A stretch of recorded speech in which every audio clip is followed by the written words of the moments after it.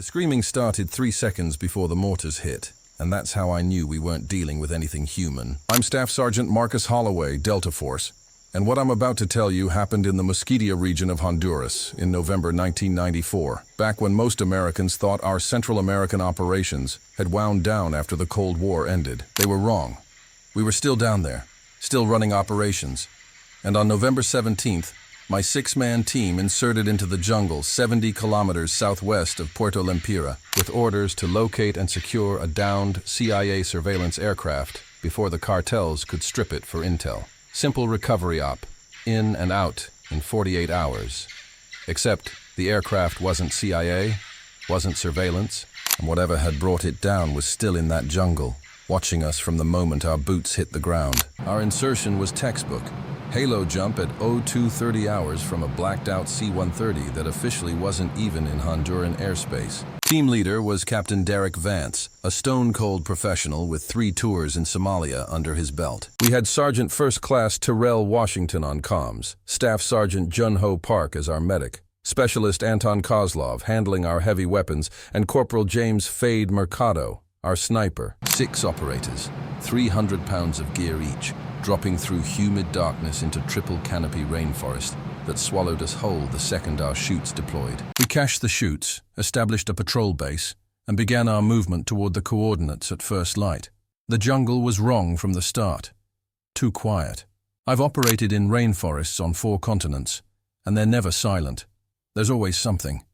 Insects, birds, monkeys, the rustle of lizards in the undergrowth. But as we patrolled deeper into the Mosquitia, the ambient noise dropped away until we were moving through a green cathedral of absolute stillness. Washington noticed it too. "Where are the fucking birds?" he whispered over the team frec. Vance held up a fist. Halt, and we froze, scanning our sectors. Nothing, just the sound of our own breathing and the occasional drip of condensation from the canopy above. We reached the crash site at 11:47 hours.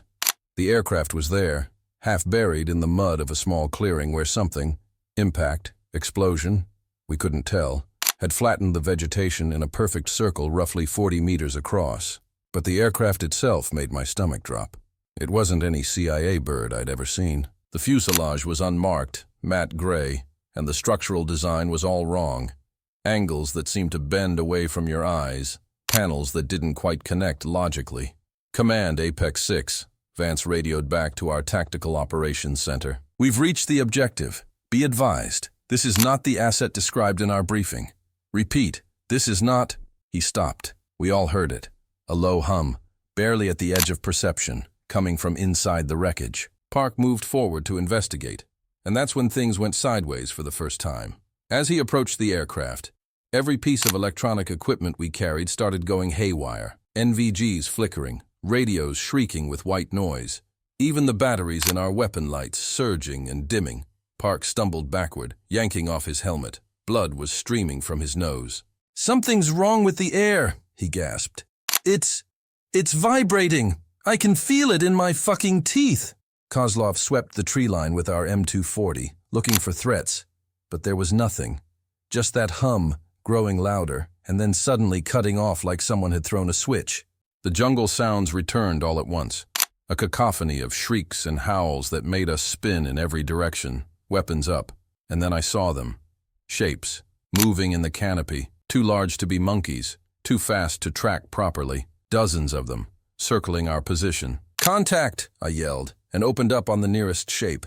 My rounds chewed through vegetation and bark, but the shape simply wasn't there anymore. It had moved, impossibly fast, impossibly silent. And now it was 20 meters to my left, clinging to a ceiba tree and watching us with eyes that reflected our muzzle flashes like a cat's, except these eyes were wrong. Too many of them, arranged in pairs down what should have been a face. Mercado's rifle cracked once. Precision shot, center mass on another shape. And this time we heard the impact, heard something shriek in a pitch that felt like ice picks driven into our eardrums. The shape fell from the canopy and hit the ground with a wet thump. We formed a defensive circle around the wreckage, firing controlled bursts at anything that moved, but they were everywhere now, and they weren't attacking. They were hurting us, driving us away from the aircraft and deeper into the jungle. "Fall back to Rally Point Omega," Vance ordered, but Washington grabbed his arm. "Sir, the crash site. We haven't secured it. We don't even know what we're dealing with here. Vance's face was pale, slick with sweat. We're dealing with a fucking ambush, that's what. Move. We moved, bounding backward in pairs, laying down suppressive fire. But those things, whatever they were, stayed just out of effective range, shadowing us through the trees. And that's when Kozlov said something that made my blood freeze. Why haven't they rushed us? They've got numbers. They've got terrain advantage. They're faster than us. So why the fuck are they just pushing us away? Because they were leading us somewhere. We realized it an hour later when we stumbled into a second clearing. This one not created by any crash. The vegetation here had been cleared deliberately, cut away with tools or claws, and in the center of the clearing stood a structure. Not mosquito, not petch, not any indigenous architecture I'd ever seen. It was made of the same gray material as the aircraft, all wrong angles and surfaces that hurt to look at directly. And it was old. Vines had grown over it, but underneath you could see weathering, erosion. This thing had been here for years, maybe decades. What the fuck is this? Mercado breathed. And Vance, staring at the structure with something like recognition dawning in his eyes, said, "This isn't a recovery mission. We were sent here to find this. The crash site was just the bait." I turned on him. "What are you talking about?" He didn't meet my eyes. Before we deployed, I was briefed separately. Eyes only. They told me if we found a structure matching this description, I was to immediately establish a perimeter and call for extraction with specialized recovery teams. They said it was related to Cold War Soviet experiments, something about psychotronic weapons. "You knew?"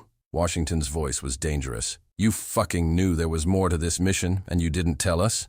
"I had orders," Vance snapped. "And those orders were to protect you from—" He never finished. One of the creatures dropped from the canopy onto Park, moving so fast it was just a blur of elongated limbs and those horrible multiple eyes. Park screamed once before something, a claw, a limb. I couldn't process what I was seeing. Punched through his chest armor like it was tissue paper. We opened fire, full automatic, and this time the creature couldn't dodge. It took 15 rounds from 3 different weapons before it finally went down. And what we saw when it collapsed next to Park's body made me understand why the jungle had gone silent. It wasn't an animal. It wasn't anything that should exist. The limbs were jointed wrong, bent in places that defied anatomy. The skin, if you could call it that, seemed to phase in and out of focus, like my eyes couldn't quite lock onto its surface. And the eyes, Christ, those eyes arranged in vertical rows down what might have been a head. They were still moving, still tracking us even as the thing died. Park was gone.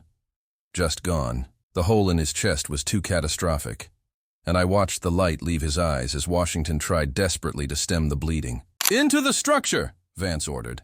"Now!" We dragged Park's body with us, never leave a man behind, and hit the entrance of that alien building at a dead run. The interior was worse than the outside. The walls glowed with a faint bioluminescence, and the geometry was all wrong. Corridors that seemed to slope upward, but left you feeling like you were descending. Rooms that were larger inside than the exterior dimensions should allow. We found what looked like a central chamber and set up a defensive position, stacking Park's body in a corner and trying not to think about how his blood looked black in the strange light. "What the hell is this place?" Kozlov kept his M240 trained on the entrance. Vance was working his radio, trying to raise command, but all we got was static interspersed with something else. Voices, maybe, speaking in no language I'd ever heard.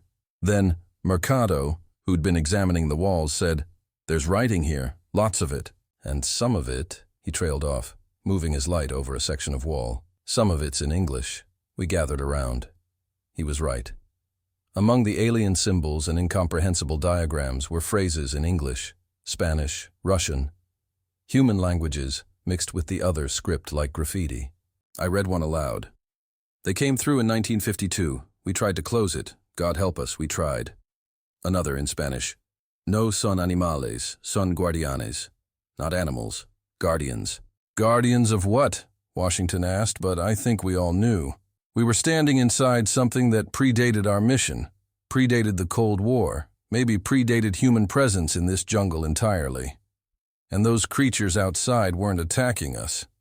They were guarding this place, keeping us contained. "We need to get out of here," I said. "Regroup, call in air support." Level this whole fucking area if we have to. But Vance was shaking his head, and there was something in his expression that made me reach for my sidearm. We can't do that, Holloway. I have orders. We're supposed to activate it. Activate what? The words came out of me in a growl. He pointed deeper into the structure, where another corridor led away into darkness. There's a chamber at the center. My briefing showed me satellite imagery, thermal scans. There's something down there. Something that's been dormant, and we're supposed to wake it up. You're out of your fucking mind, Mercado said flatly. Park is dead. We're surrounded by things that shouldn't exist. And you want to go deeper into this nightmare? It's not a choice, Vance said, and he raised his M4, not quite pointing it at us, but making his position clear. We complete the mission or we don't go home. Those were my orders. For a long moment, nobody moved. Then Washington, very slowly, raised his own weapon. Sir, with all due respect, you can take those orders and shove them up your ass. We're getting out of here. All of us. Right now. I saw Vance's finger start to tighten on his trigger, saw the calculation in his eyes. Could he take both of us before we took him? And then the entire structure shook. A vibration that ran through the floor, the walls, through our bones. The bioluminescence flared bright enough to make us shield our eyes, and from somewhere deep below us came a sound like tectonic plates grinding together. Too late, Vance whispered, and his weapon dropped. It's waking up anyway. The creatures outside began to scream. Not the hunting calls we'd heard before. This was different. This was terror. Pure, primal terror vocalized in voices that never should have existed. We rushed to the entrance and saw them fleeing, dozens of them, abandoning their posts and disappearing into the jungle like shadows fleeing the dawn. And in their wake came something else. The jungle itself was dying. We watched as trees withered and blackened, as vegetation turned to ash, as a wave of decay spread outward from the structure in an expanding circle. The air temperature dropped 20 degrees in as many seconds. Our breath misted. Frost formed on our weapons. What did you people do? I grabbed Vance by his plate carrier, slammed him against the wall. What the fuck is this thing? He was crying now, all his operator composure gone. They found it in '52. CIA, Soviet GRU, they all knew about it. Places like this, all over the world. Doors to somewhere else. And whatever's on the other side, they've been trying to come through for decades. We, our government, we made a deal. Let some of them through. Small ones, controllable ones, in exchange for technology. But this one, this site, it was supposed to be sealed. Permanently sealed. Sealed with what? Kozlov demanded. Vance looked at Park's body. With blood. Human blood. Regular sacrifice to keep the door closed. But we stopped. After the Cold War, the program was defunded, and we stopped sending people. And now, he didn't need to finish. The grinding sound was getting louder. Rhythmic now, like footsteps. Enormous footsteps, coming up from below, and I realized with sick certainty that the chamber Vance had mentioned wasn't just some room, it was a prison. We'd been sent here to open a prison that should have stayed closed forever. We need to collapse this structure, Washington said. I've got 12 pounds of C4. We place charges on the support points, bring the whole thing down, bury whatever's down there. It won't work, Vance said. Nothing we have will even scratch this material. They tried bombing these sites in the '50s, nuked one in Siberia. They just rebuild themselves. The only thing that stops them is the original sealing mechanism. I understood before he said it. More blood. He nodded. Someone has to go down there, into the chamber, and they have to stay. The seal requires a living human presence, someone maintaining the barrier through continuous consciousness. Once you go down, you don't come back. Ever. You just remain. Forever. Fuck that, Mercado spat. Fuck all of this. I'm not dying for some Cold War Black Ops bullshit. We fight our way out. We call in extraction, and we let whatever happens happen. But as he spoke, the ground beneath us cracked. A fissure opened in the chamber floor, and from it emerged something that made the guardian creatures look normal by comparison. I can't describe it properly. My mind won't let me remember the details. Some kind of psychological defense mechanism, maybe. I remember appendages. I remember it being simultaneously too large for the space and somehow contained within it anyway. I remember eyes, but not positioned on anything like a head. I remember it smelling like copper and ozone and rotting flowers. And I remember its voice because it spoke to us. Not in sound, in our heads, in our bones.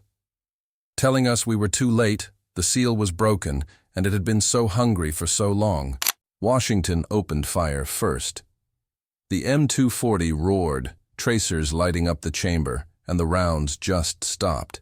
Hung in the air 2 feet from the thing like they'd hit an invisible wall, and then dropped to the floor, flattened, useless. It reached for him. I say reached, but it was more like reality bent around him, and Washington screamed as his body began to unmake itself. Not explode, not tear apart, unmake. Like the universe was forgetting he'd ever existed, erasing him from the feet up, and the worst part was he was conscious through all of it, screaming until the erasure reached his throat. Vance ran, just turned and bolted deeper into the structure, toward the central chamber, and I realized what he was going to do. No. I chased after him, with Kozlov and Mercado right behind me. The corridors twisted, fought us, tried to lead us in circles, but we followed the sound of Vance's boots and the strange pull we could all feel now. The chamber calling to us, hungry for the seal to be restored. We found him in the center, standing on the edge of a pit that dropped away into darkness that seemed to extend forever. The grinding sound was coming from down there. Something massive, climbing up, almost at the surface. "It has to be someone," Vance shouted over the noise. "If I don't go down, that thing in the outer chamber gets free. If that thing gets free, this spreads. The decay, the reality breakdown. It'll consume the jungle, then Honduras, then it won't stop." I read the contingency reports. They ran projections, 3 weeks. That's how long before it becomes an extinction-level event. "There has to be another way," I said. But I knew there wasn't. I could see it in his eyes. He'd known this might happen from the moment we deployed. Known and accepted it. "Tell my wife it was quick," he said. "Tell her I didn't suffer." And before any of us could stop him, he stepped backward into the pit. He fell silently. No scream. Nothing. And the moment he disappeared into that darkness, everything changed. The grinding stopped. The entity in the outer chamber shrieked, a sound of rage and frustration that shook the structure, and then it was gone, sucked back down through the fissure, which sealed itself like it had never existed. The temperature normalized. The bioluminescence faded to a dim glow. And from the pit came a new sound, breathing, slow, steady, eternal. Vance's breathing, still alive down there, maintaining the seal. We stood there for what felt like hours, but was probably only minutes. Then Kozlov said, "We need to move. Whatever those guardian things were, they'll be back once they realize it's contained again." He was right. We made our way back through the structure, past Park's body, which we wrapped in a poncho and took with us because that's what you do, and out into the jungle. The decay had stopped at a radius of maybe 200 meters. Beyond that, the rainforest was alive again, normal, like nothing had happened. We reached our extraction point by nightfall, called in the chopper, and lifted out without incident. The debrief lasted 3 days. CIA, DIA, people in suits with no names and credentials that checked out, but probably shouldn't have. They confiscated everything, our weapons, our gear, our personal effects. They told us the mission never happened. We were never in Honduras. Park died in a training accident at Fort Bragg. Vance was killed in a car crash 2 weeks before deployment. Official records would reflect these facts. We would each sign documents acknowledging this. We would never speak of what we saw. And in exchange, we'd get to go home, get to live our lives, get to pretend we hadn't left a good man in a hole in the jungle, breathing forever in the dark to keep the world from ending. I signed. We all signed. What choice did we have?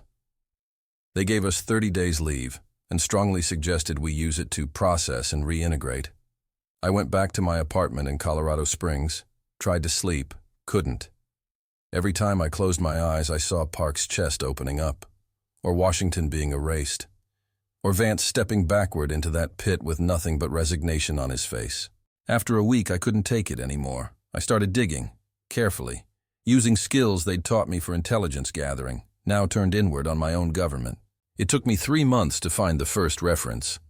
A declassified CIA document from 1953, heavily redacted, mentioning Project Threshold and containment sites in Honduras, Peru, Cambodia, and the Philippines. The document confirmed what Vance had said. They'd found these structures, these doors, and made some kind of arrangement. Trade. Technology transfer. But the document also mentioned something else. A phrase that made my blood run cold. Provisional seals effective for 30-40-year operational lifespan before degradation requires renewal. 30 to 40 years. The site in Honduras was sealed in the early 50s.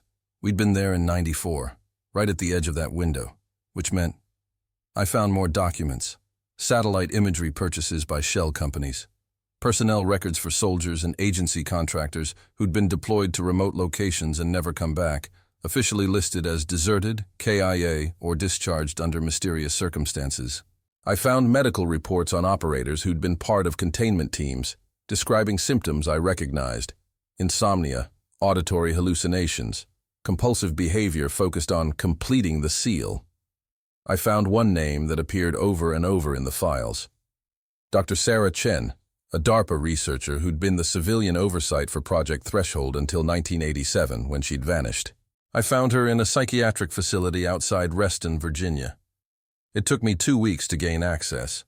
Fake credentials, a story about being her nephew, enough cash to bribe an orderly. She was in her 70s, but she looked ancient, worn down by something heavier than time. When I told her I'd been to Honduras, her eyes snapped into focus for the first time. "You went down," she whispered. "You went into the chamber." "No," I said. "My team leader did. But I was there. I saw it." She grabbed my hand with surprising strength. "Then you know what they're not telling you." "What?" I leaned closer. "What aren't they telling me?" She laughed, a broken sound. "The seals don't last forever, soldier. And we're running out of people willing to maintain them. There are 53 sites worldwide. 53 doors that need constant human presence to stay closed. And every year, more seals fail. More sites require renewal. More operators like you get sent in, told it's a temporary mission, told they're heroes saving the world." She pulled me even closer, her breath hot on my ear. "But here's what they don't tell you. The people maintaining the seals, they're not alone down there. They're conscious, aware. And they can feel them on the other side, pressing against the barrier, learning from them, understanding them. Eventually, the seal doesn't keep things out anymore. It becomes a conduit, a conversation, and after enough time..." She trailed off, and I finished for her. The Guardians become willing gates. I felt everything I thought I knew invert. "You're saying Vance is learning right now," she interrupted. "Learning what they want, what they need. And eventually, when they've taught him enough, when his mind has been sufficiently shaped by decades of contact, he won't be holding the door closed anymore. He'll be opening it from the inside, welcoming them through, believing it's the right thing to do, because they'll have convinced him it is. Then we need to go back," I said. "Extract him before that happens. Put someone else down there, someone who knows the risk, who can resist." "There's no resisting it," she said softly. "That's the tragedy. That's the real horror. Every single person we've sealed into those pits has eventually turned. Every single one. Some faster than others, but always the same endpoint. The only question is timing. How long?" My voice was barely a whisper. She met my eyes. "The fastest turned in 6 years. The slowest made it almost 28 before the facility above ground registered anomalous seismic activity, and they had to sterilize the site." Sterilize. Thermobaric devices dropped directly into the pit. Killed the person maintaining the seal and everything within a quarter-mile radius. It's the only option once they've turned, once they become a willing gate. And Honduras. She checked a calendar on the wall, one marked with dates and annotations only she could understand. Honduras was sealed in 53, renewed in 77, and your captain went down in 94. That's 17 years ago. He's right in the window. Could turn any day. Could have already turned. They're watching, I'm sure, but by the time they notice, by the time they authorize sterilization, it might be too late. I left that facility with my worldview shattered. Everything we'd done, the sacrifice, the secrecy, the horror, it was all temporary. A delaying action. We hadn't saved the world. We'd just bought it time, and the bill was coming due. I spent the next week trying to decide what to do with this information. Go back to command? They already knew. Go public? I'd be dead or discredited within days. Do nothing. Kozlov and Mercado deserved to know the truth. So I called them both. We met at a bar in Virginia Beach, neutral ground, civilian clothes, taking every precaution. I told them everything Dr. Chen had told me. Watched their faces go through the same progression mine had. Disbelief, anger, horror, acceptance. So what do we do? Mercado asked finally. We can't just let this stand. We can't just let Vance turn into whatever those things are. What can we do? Kozlov countered. We're 3 operators against the entire national security apparatus. They've been managing this since the 50s. They have protocols, procedures, contingencies we can't even imagine. We go back, I said. Both of them stared at me. We go back to Honduras. We find a way into that structure, and we get Vance out before he turns. That's suicide, Kozlov said flatly. Even if we could get past the Guardians, and I'm not convinced we can, we'd be wanted by our own government the second they realized what we were doing. It's treason. It's not treason to save your team leader's soul, I shot back. And besides, what's the alternative? We sit here and wait for him to become the thing we almost died fighting? We let them drop a fucking bomb on him, because it's more convenient than admitting they've been lying to us for 60 years. Mercado was quiet for a long moment. Then, I'm in. Vance saved my ass in Mogadishu. I owe him. Kozlov sighed, drained his beer. You're both insane, but I'm in too. We'll need equipment, intel, extraction plan. And we'll need to move fast, I added, before they notice we're digging, before they can stop us. We shook on it. 3 operators with nothing but bad options and worse odds, planning to infiltrate a hostile jungle, bypass creatures that shouldn't exist, and extract a man from a prison that was never supposed to be opened. What could possibly go wrong? It took us 4 months to prepare. We couldn't use military channels, so we had to acquire everything through black market contacts and offshore accounts. Weapons, night vision, satellite phones with encryption that even the NSA would have trouble cracking. We studied every scrap of information we could find on the Mesquite region, on Project Threshold, on the Guardian creatures, and their behavior patterns. And we found something crucial in a Soviet GRU report that had been leaked during the chaos after the USSR collapsed. The Guardians weren't defending the structures. They were defending the forest from the structures.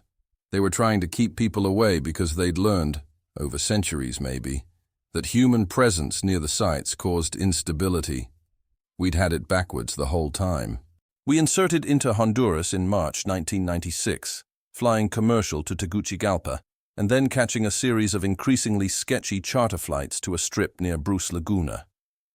From there, we went overland, carrying our gear in duffels marked as geological survey equipment.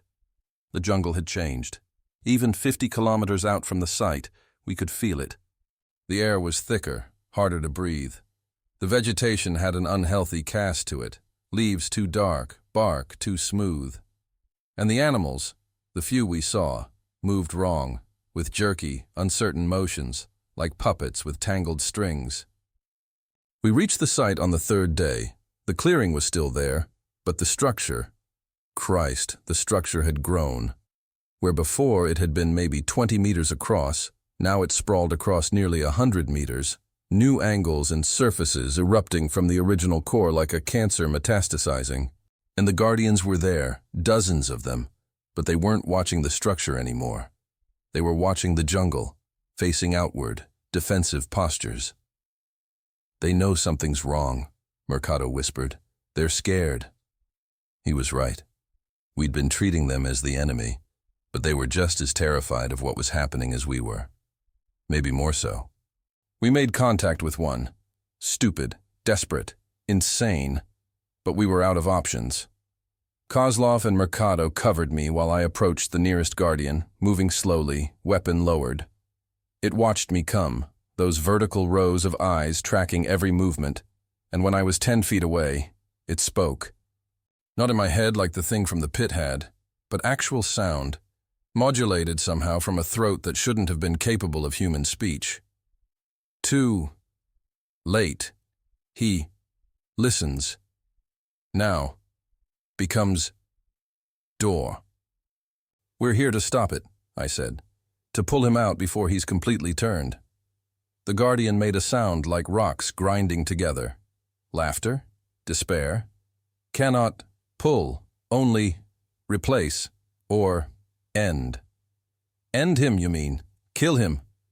The Guardian's eyes all focused on me at once, and the weight of its gaze nearly drove me to my knees. End. All. Structure. Seed. Before. Spreads. "How?" I demanded. "How do we end it?" It raised one elongated limb, pointed deep into the jungle, away from the structure. "Heart. Find. Heart. Destroy. All. Seeds. Here." Before I could ask what it meant by heart or seeds, the entire clearing exploded with activity. The Guardians started shrieking, and from the structure emerged things we hadn't seen on our first visit. Smaller entities, dozens of them, humanoid but stretched, elongated, faces that shifted between human features and something else. And with a sick lurch, I recognized one of the faces. Washington. The entity had taken his pattern when it erased him, kept it, and now it was using it to create these puppets, these mockeries. "Open fire!"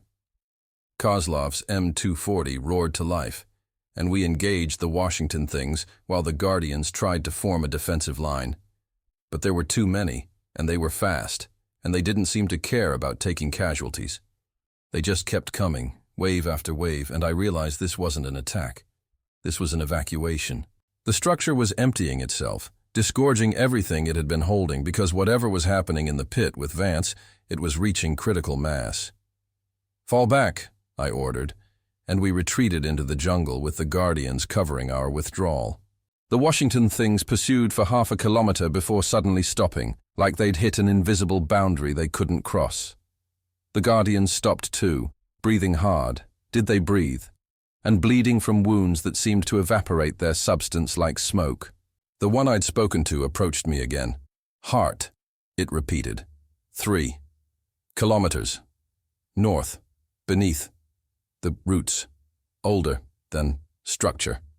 Where they first came.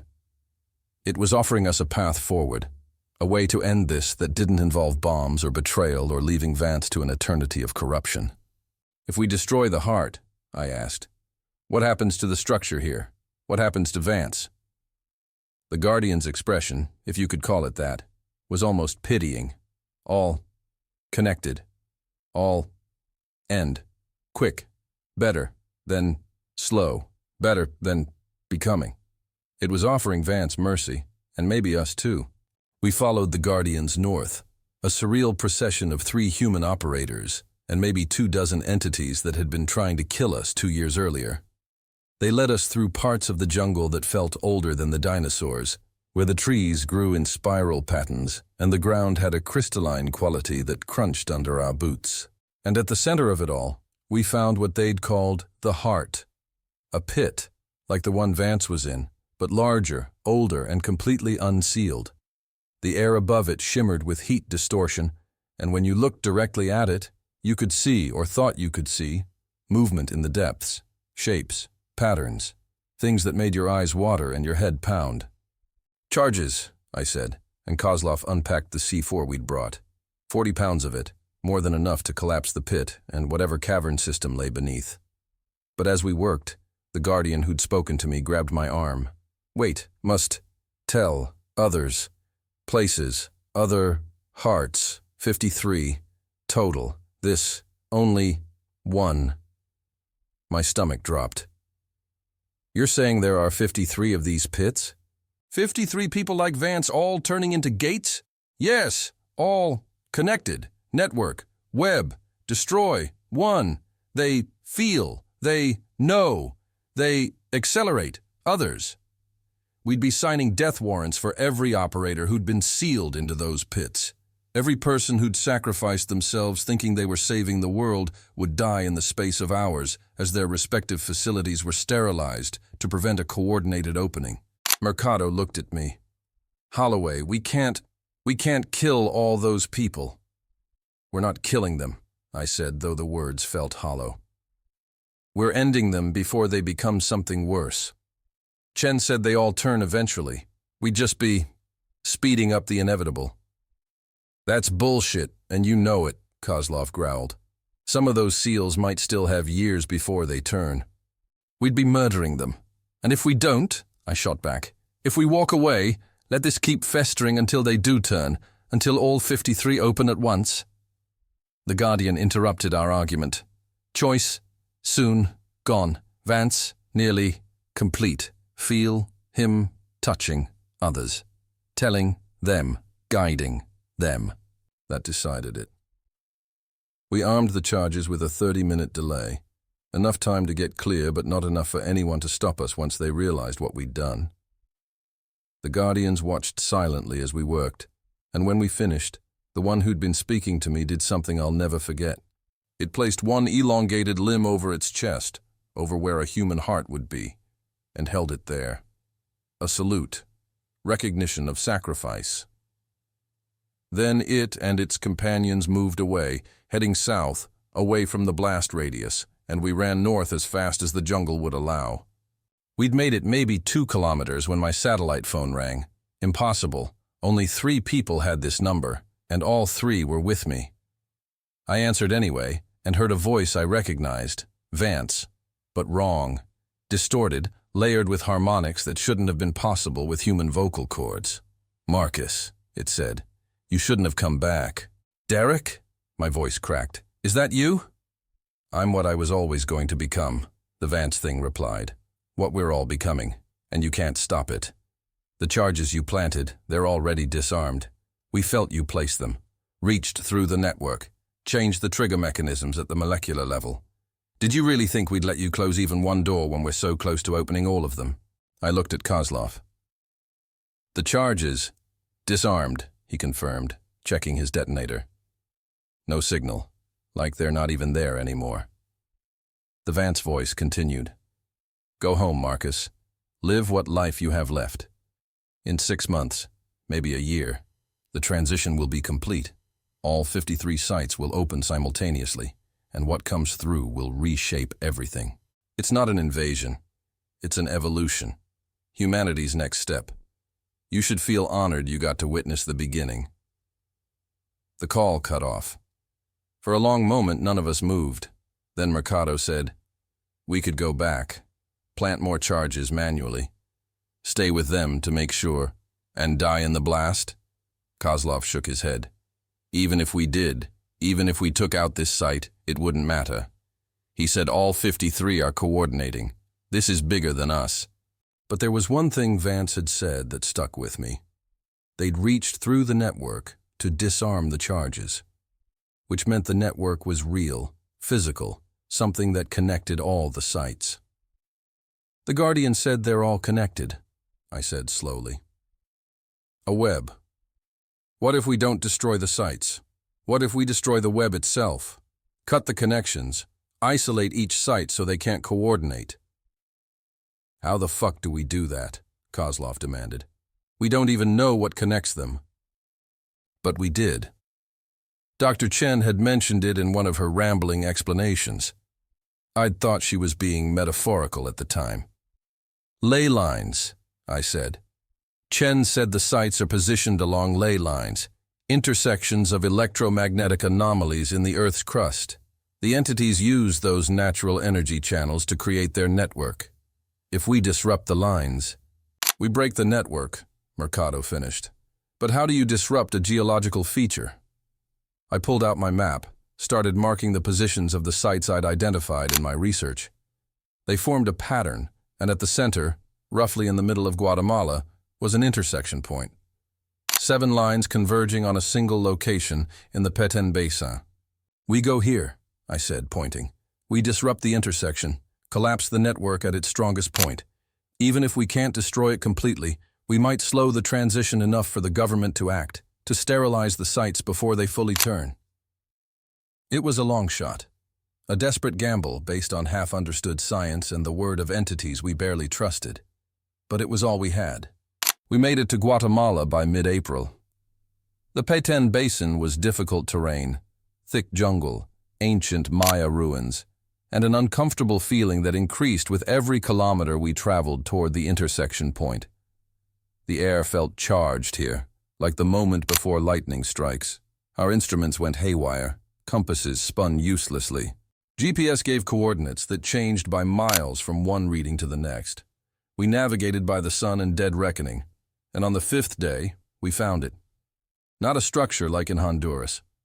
A natural formation, a cenote, a limestone sinkhole, with water so clear you could see straight down into depths that seemed to go forever. And in those depths, veins of something that glowed with the same bioluminescence we'd seen in the structure. The network made physical. We need to collapse it, I said. Cave in the cenote, cut the veins, isolate the network. We still had our climbing gear, our remaining explosives. We rigged charges around the rim of the cenote, set them to blow simultaneously, and were about to arm the sequence when Kozlov grabbed my hand. "Look," he whispered, pointing into the water. Something was rising. Multiple somethings. Human-shaped, or they had been once, but elongated, transformed, like the Washington things but further along in their corruption. They broke the surface and climbed out onto the rocks, moving with eerie grace, and I recognized their faces.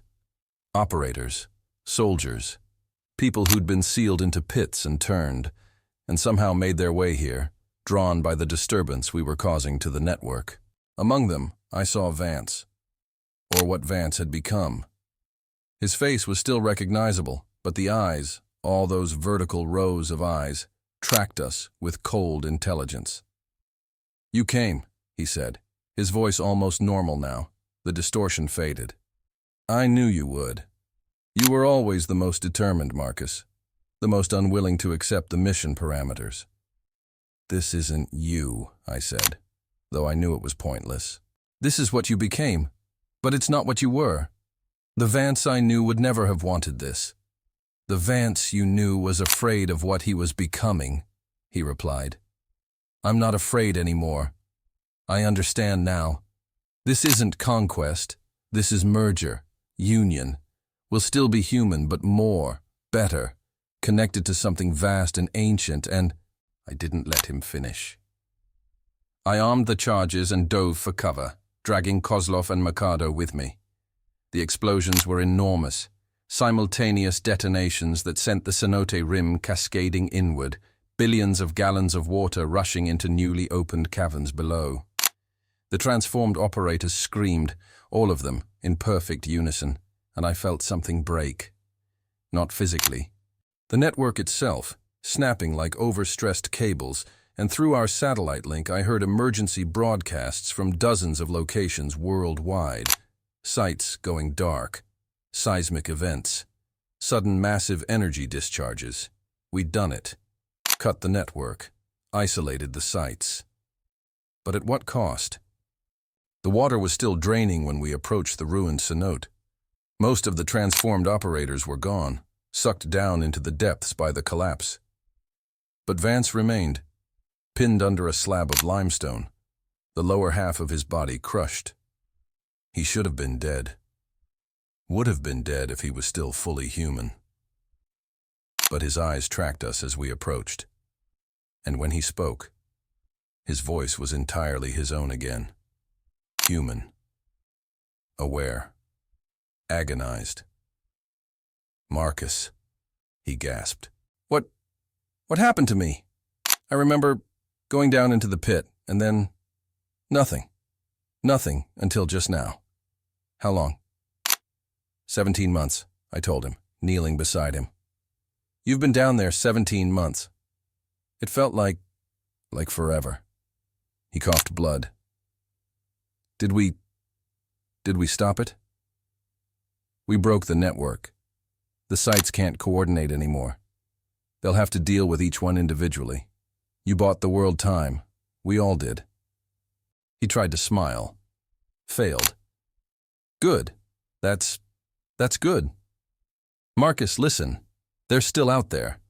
The sites still exist, and they'll try again. Different method maybe, but they'll try. You need to document everything. Make sure someone knows. Someone who can—" He trailed off, and I thought he was gone, but then his hand gripped my arm with desperate strength. "The Guardians. They're not the enemy. They're the immune system, the Earth's defense. We need to work with them. Promise me. Promise me you'll try."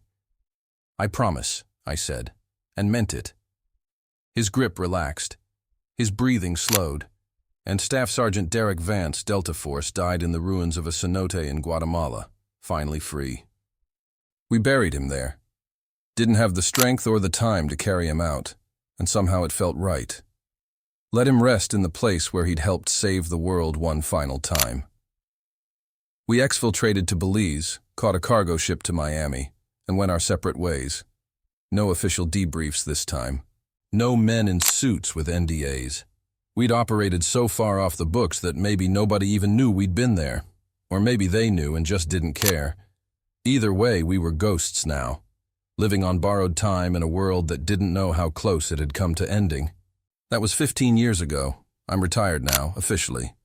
Live in Montana under a name that's not the one on my birth certificate. Kozlov is in Alaska. Mercado, last I heard, was running a security company in Chile. We don't talk much. Don't need to. What we lived through bonded us in ways that don't require words. And sometimes, not often, but sometimes, I get messages. Anonymous emails with video attachments, footage from trail cameras, security systems, dash cams, always showing the same thing. Guardians, operating in the open now, visible to civilians, working with increasing desperation to contain the remaining sites. Because we didn't close the doors. We just locked them. And locks, eventually, can be picked. Last week, I got a message from a number I didn't recognize. Video file, no explanation. I almost deleted it, but something made me open it instead. The footage was from a security camera in some facility. Sterile white walls. Military, but not U.S. military. And in the center of the frame, strapped to a table, was a person. Conscious. Aware. Being prepped for something. The camera angle shifted, and I saw what they were prepping this person for. A pit. A new site, under construction, with that familiar gray material forming walls that bent reality. They were making more.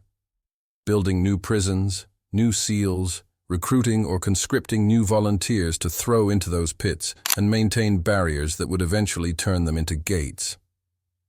The program hadn't ended. It had just gone deeper underground. And at the end of the video, the person on the table turned their head, looked directly at the camera, and mouthed two words I could clearly read. "Help me." I recognized the face. I'd served with her in '98 before all this started. Captain Jennifer Ruiz, 75th Ranger Regiment, one of the best operators I'd ever known. They had her. They were going to seal her in a pit, condemn her to decades of slow corruption and eventual transformation, and there was nothing I could do about it. Nothing except tell this story. Make sure people know. Make sure someone somewhere starts asking the right questions. Because Vance was right. They're still out there. The sites. The entities. The program. And they're not stopping. They're expanding. Building more prisons that will eventually become gates. Recruiting more guards who will eventually become keys. So that's what I'm doing. Telling you. hoping you'll listen, hoping you'll care, hoping maybe you'll dig into this yourself and find the truth I can't prove with anything except my testimony and the scars that don't show up on medical records. And if you're reading this, if you're hearing this, and you work for the right or wrong agencies, know that I'm ready. Come for me if you want. Silence me if you can. But the story's out there now. The truth is spreading. And eventually, someone with the resources and authority I lack is going to investigate. Someone is going to blow the lid off Project Threshold and its successors. Someone is going to expose what you've been doing since 1952. Maybe it won't matter. Maybe by then the network will have rebuilt itself, the doors will open, and we'll all become part of something vast and terrible and beautiful and utterly inhuman. Or maybe, just maybe, we'll find a way to actually close the doors for good. To end the program without condemning more people to those pits. To make peace with the Guardians and figure out how to coexist on a planet that apparently has indigenous occupants we've been ignoring for thousands of years. I don't know which future we're headed for. Don't know if this testimony will change anything, or just get me disappeared into some black site to spend the rest of my life in a cell. Or worse, in a pit. All I know is that 17 months ago, Captain Derek Vance saved the world by walking into darkness, and I watched him die free of the thing that had been wearing his face. That has to count for something. That has to mean something. And if you take nothing else from this story, take this. If you're ever approached for a routine recovery operation in a remote location, if you're ever briefed separately from your team, if you're ever told you might have to maintain a position indefinitely for national security reasons, run. Run as far and as fast as you can. Because the thing they're not telling you is that the door you're guarding doesn't keep monsters out. It lets them in. One human consciousness at a time, starting with yours. This is Staff Sergeant Marcus Holloway, Delta Force. Serial number redacted, signing off. If I disappear after posting this, you'll know why. If I'm found dead under suspicious circumstances, you'll know who. And if you never hear from me again, and nobody comes forward to verify or deny this story, ask yourself why. Ask yourself what kind of government would rather let its citizens remain ignorant of an existential threat than admit they've been feeding people into meat grinders disguised as heroic sacrifices for 7 decades. Then ask yourself what you're going to do about it. Because I've done all I can.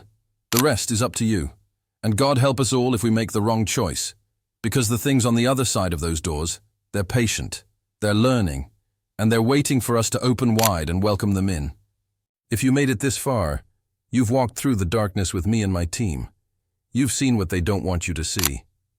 Now comes the hard part, deciding what you believe and what you're going to do about it. Drop a comment below. Tell me what you think happened to Captain Ruiz, or share if you've ever heard whispers about operations that don't make sense. And if you want more stories from the places where reality breaks down and the mission parameters don't add up, hit that subscribe button. Because there are more sites out there, more doors, more people sealed behind them, and somebody needs to keep telling their stories before we all forget they were ever human.